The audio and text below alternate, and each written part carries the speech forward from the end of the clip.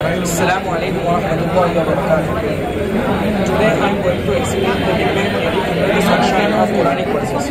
My name is Muhammad Farhan Gaji and today I am going to explain the Big Bang theory and the expansion of universe topic under the sunshine of Quranic verses.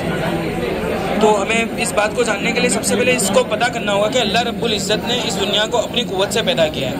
अल्लाह रब्बुल इज़्ज़त ने इस दुनिया को अपनी कुव्वत से पैदा करने के अंदर वो कौन से तरीके इख्तियार किए और वो कौन कौन सी चीज़ें हैं जो कि दुनिया को पेश आई पैदा होने से पहले। तो इस बात को समझने के लिए हमें पहले तो इस बात को समझना होगा कि दुनिया एक यूनिवर्स, ये कायनात, ये गैलेक्सीज कितनी बड़ी है।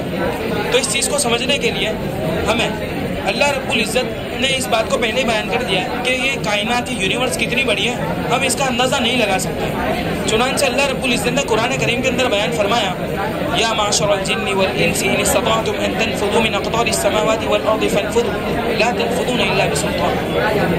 कि ए इंसान और जिन्नातों, अगर तुम आसमान और ज़मीन की कतारों से निकलकर भाग सकते हो तो भाग कर बताओ। तुम ऐसा कर ही नहीं सकते, तुम्हारे अंदर इसकी ताकत है ही नहीं। अब इसी चीज़ को, ये चीज़ दलालत करती है इस बात के ऊपर कि कायनात और यूनिवर्स कितना बड़ा है। तो इसी चीज़ को समझने के लिए आज की इस इमेजिनेशन और जो दीगर गूगल और तमाम चीज़ों आलात का इस्तेमाल करके हमने एक डेमोन्स्ट्रेशन क्रिएट किया है। तो इस चीज़ को हमें यहाँ पर देखना होगा। यह हमारा बिग बैंग थियरी और ये हमारा प्रेजेंटेशन है। इसके अंदर हमें बताना है कि the universe expansion can not be determined, यानी इसको हम लोग अंदाज़ा नहीं लगा सकते ये कैसा है, ये क्या चीज़ है। तो इस चीज़ को समझने के लिए हम तो पहले ये समझेंगे कि जो एक्सपेंशन थियरी है वो इस तरीके से है कि कोई भी चीज़ जब पहले वजूद में नहीं थी और उसके वजूद में आने का सबब एक एक्सप्लोजन यानी धमाका था। यानी जो चीज़ एक छोटे से वजूद, एक छोटे से जर्रे के अंदर थी, वो फैल कर 10 बिलियन लाइट ईयर्स के यानी लंबे एक जगह पर जाकर समझ आती है, जो कि पहले छोटे से जर्रे के अंदर मौजूद थी।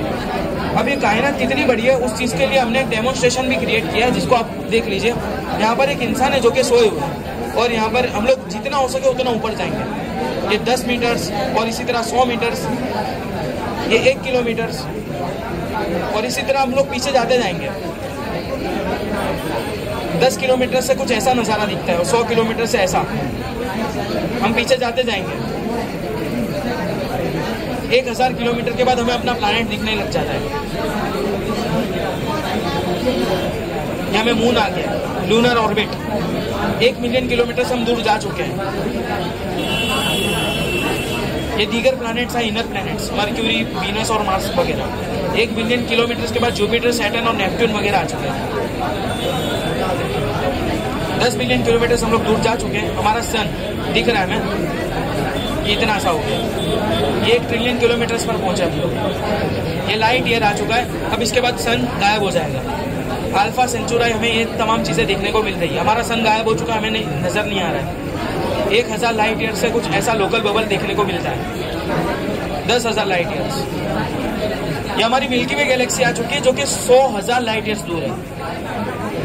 1 मिलियन लाइट ईयर्स दूर दीगर तमाम लोकल गैलेक्सी का ग्रुप है। 100 मिलियन लाइट ईयर्स दूर और ये कॉस्मिक वेव आ जाता है हमारा 1 बिलियन लाइट ईयर्स दूर और ये यूनिफॉर्म यूनिवर्स आ जाता है एकदम आखिर में 10 बिलियन लाइट ईयर्स। अब ये चीज़ वजूद में कैसा है, इस बात को समझने के लिए हमें एक और बात समझनी होगी कि स्पेस में पहले मौजूद कुछ भी नहीं था। यानी खला के अंदर सिर्फ और सिर्फ हाइड्रोजन्स और हीलियम्स के कुछ एलिमेंट्स मौजूद थे और ये एलिमेंट्स ऐसे हैं कि मैटर्स और नॉन मैटर्स मौजूद थे। अब मैटर्स और नॉन मैटर्स से आपस में एक दूसरे की जिद होती है। ये मैटर्स और नॉन मैटर्स आपस में एक दूसरे की जिद होती है। अब जो मैटर्स होते हैं वो नॉन मैटर्स आपस में एक जंग होती है कि मैटर्स नॉन मैटर्स को ख़त्म करने वाले होते हैं और नॉन मैटर्स मैटर्स को ख़त्म करने लगते हैं। तो अब इसमें होता ये है कि मैटर्स का एक पार्टिकल बच जाता है। वो एक पार्टिकल बचने के बाद उसके अंदर मौजूद हीलियम और हाइड्रोजन के जो पार्टिकल्स होते हैं वो अपने जैसे दूसरे हीलियम और हाइड्रोजन के पार्टिकल्स को इकट्ठा करने लगते हैं और उसके बाद होता है ये न्यूक्लियर चेन रिएक्शन, जो कि इस तरीके से होता है। हमें इसको समझना होगा कि हाइड्रोजन और हीलियम के जो 2 प्रोटॉन्स और इलेक्ट्रॉन्स होते हैं वो एटम्स इस यहाँ पर मौजूद है। अब यहाँ पर हम देख सकते हैं कि यहाँ पर 2 एटम्स मौजूद है और यहाँ पर 3 एटम्स मौजूद है जिनका फ्यूजन होता है। तो एक फ्यूजन होने के बाद एक एनर्जी जनरेट होती है। अभी एनर्जी जनरेट होने के बावजूद हमारे जो प्रोटॉन्स और न्यूट्रॉन्स हैं वो अपनी असली हालत पर बाकी रहते हैं, यानी हमारी एनर्जी फ्री में जनरेट हो गई। हम लोग देख सकते हैं यहाँ पर 5 है तो इधर भी 5 है। ये अब ये जब मिलकर आगे चलकर डिस्पर्स होके वापस एक एनर्जी जनरेट करना चाहे तो बिल्कुल कर सकते हैं। अब ये एक छोटे पैमाने पर मैंने आपको समझाया है। अब यही चीज़ करोड़ों एटम्स के साथ हुई तो हमारा सूरज वजूद में आया, और वो धमाका एक पॉइंट ऑफ व्यू के अंदर, एक ही पॉइंट के अंदर अगर इतनी सारी एनर्जी जमा होगी, जाहिर सी बात है अगर हम लोग एक ही सिलेंडर के अंदर, गैस सिलेंडर के अंदर अगर बहुत सारा गैस यानी 10 सिलेंडर की कैपेसिटी का अगर हम लोग गैस भर देंगे तो सीधी सी बात है वो एक्सप्लोड होने वाला है। तो इसी तरीके का एक्सप्लोजन यहाँ हुआ था जो कि इस हीलियम और हाइड्रोजन के न्यूक्लियर चेन रिएक्शन के होने की वजह से हुआ। अब ये एक धमाके की शक्ल के अंदर रिलीज हुआ जो कि धमाका ऐसा था।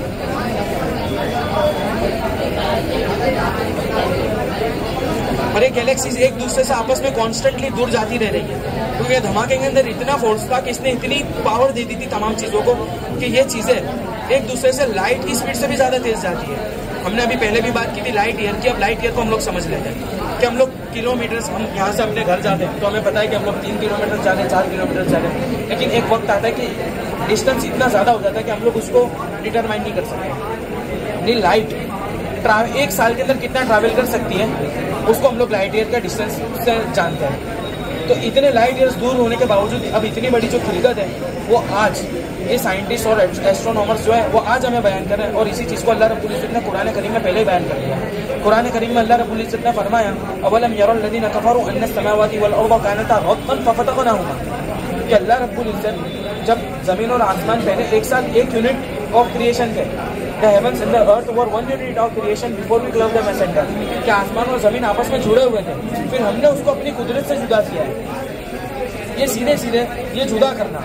अब अरबी के अंदर, अरबी ज़बान के अंदर फसलना और इसी तरह फ़रक़ना, इस तरीके के मादे इस्तेमाल हो सकते हैं जो कि जुदाई के माने पर दलालत करते हैं। लेकिन फ़तक़ना हुमा एक ऐसा माना है जो कि ज़ोरदार धमाके की शक्ल के अंदर कोई चीज़ जुदा होती है उस चीज़ पर दलालत करता है। तो अल्लाह रब्बुल इज़्ज़त ने 1400 साल पहले इसी चीज़ को बयान कर दिया जो कि आज ये हमारे जो जितने साइंसदान हैं और हमारे फिलोसोफर्स हैं वो इस चीज़ को आज बयान कर रहे हैं। तो ये सीधे सीधे इसी बात की तरफ दलील है कि 1400 साल पहले तो कोई हालात, कोई चीज़ मौजूद नहीं थी, और उस वक्त पे इस चीज़ का मालूम हो जाना ये सीधे सीधे इसी बात की तरफ दलील है कि भाई इसका जो क्रिएटर है उसी ने इस चीज़ को नाजिल किया। और कुरान करीम अल्लाह रब्बुल इज़्ज़त ही नाजिल कर रहा किताब है, इसके अंदर और किसी का हाथ मौजूद नहीं है।